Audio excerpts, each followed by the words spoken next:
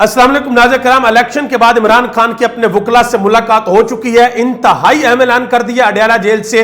और दूसरे नंबर पे अवामी ताकत ने अपना रंग दिखाना शुरू कर दिया है। जो सीटें पाकिस्तान तहरीक इंसाफ से छीनी गई थी उनमें से पहली सीट वापस आ गई है, बाकी सीटें भी वापस आने वाली हैं। पाकिस्तान तहरीक इंसाफ ने यह क्लेम किया है कि उनके पास जो फॉर्म 45 हैं वो 180 सीटें जीते हुए हैं। केपीके के अंदर भी वो हुकूमत बनाएंगे।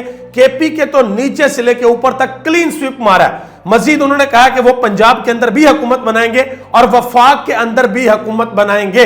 इमरान खान ने आज जो अंदर से पैगाम भेजा है, इमरान खान ने कहा है कि मेरी कौम ने गुलामी को नामंजूर कहा है, मेरी कौम बाहर निकली है और मेरी कौम ने खौफ के बुतों को तोड़ दिया है और बाहर निकलकर बड़ी तादाद में वोट डाला है। मैं अपनी कौम को मुबारकबाद पेश करता हूं। मजीद इमरान खान ने कहा है कि जिस जिस हल्के के अंदर 2 नंबरी हुई है, जहां जहां पर हमसे सीटें छीनी गई हैं, लोग बाहर निकलें कल के दिन और बाहर निकलकर पुरअमन एहतजाज करें।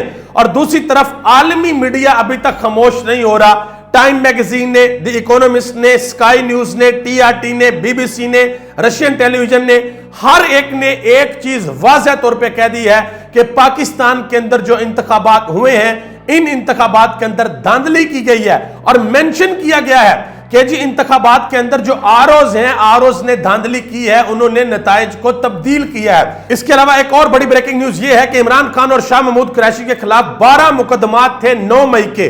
उन 12 के 12 मुकदमात में उनकी जमानत मंजूर हो चुकी है, इमरान खान की भी और शाह महमूद कुरैशी की भी।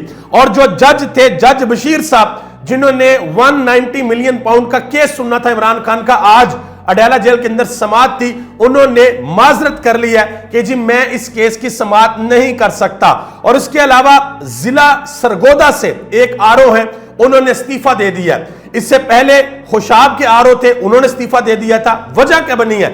वजह यह है कि पाकिस्तान तहरीक इंसाफ इलेक्शन और सीट सीधी सीधी जीती हुई है, लेकिन आरओ को प्रेशर किया जा रहा है कि आप ये नतीजा तब्दील करें, आप फॉर्म 45 को देखे बगैर खुद से फॉर्म 47 बनाएं और नीचे वाले बंदे को ऊपर ले आए, सीट जतवा दें। तो ये खबरें सामने आ रही हैं। अब जो मैंने आपको जिक्र किया था कि एक सीट वापस आ गई है, वो सीट है NA11 शांगला की सीट है। यहां से पाकिस्तान मुस्लिम लीग नून के कैंडिडेट थे अमीर मुकाम, वो जीत गए थे।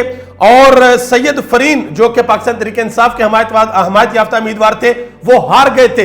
अब वहां पे अवामी ताकत का मुजाहरा हुआ है, गए हैं आरओ के ऑफिस गए और जाकर कहा है कि भाई दोबारा काउंटिंग करें, दोबारा गिनती करें। अब दोबारा गिनती हुई है तो पाकिस्तान तहरीक इंसाफ के हमायत याफ्ता जो उम्मीदवार हैं, उन्होंने मैदान मार लिया।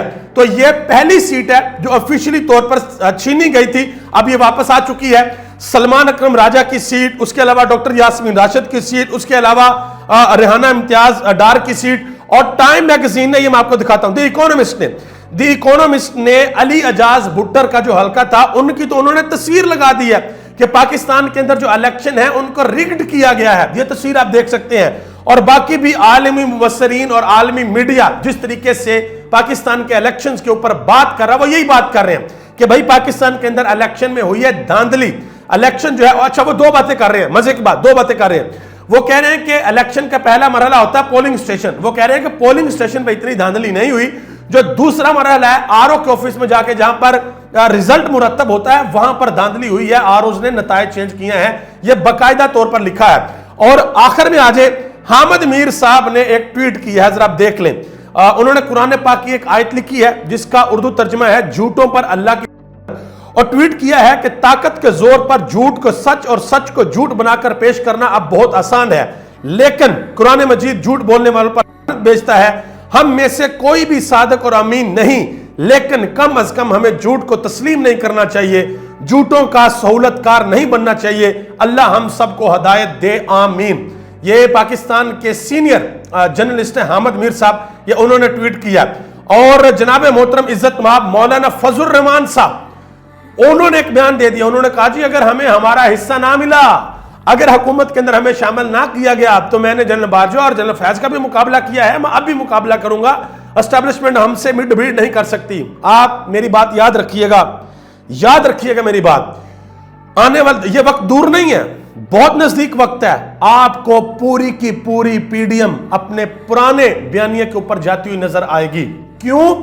क्योंकि इनको यह लगता है और इनकी यह डिमांड है कि अवाम हमें वोट डाले या ना डाले, घास डाले या ना डाले, हमें वोट मिले या ना मिले, हमें सुपर लाडलों का खिताब दिया जाए और हमें अवाम के ऊपर मुसल्लत कर दिया जाए। और जब अवामी ताकत उभरेगी, ये मुसल्लत नहीं हो सकेंगे, फिर ये एंटी एस्टेब्लिशमेंट और अदारों के खिलाफ पता नहीं क्या क्या बोलेंगे। लेकिन मेरी बात याद रखिएगा, इस वक्त पाकिस्तान के करोड़ों लोगों की जो नब्ज है वो पाकिस्तान नहीं बल्कि आलमी दुनिया भी देख रही है। यूरोपीय यूनियन ने शदीद तहफ़्फ़ुज़ात का इजहार कर दिया है, अमेरिका ने शदीद तहफ़्फ़ुज़ात का इजहार कर दिया है कि पाकिस्तान के अंदर जो इलेक्शन हुए हैं वहां पर जो धांधली हुई है उनकी तहकीकात होनी चाहिए।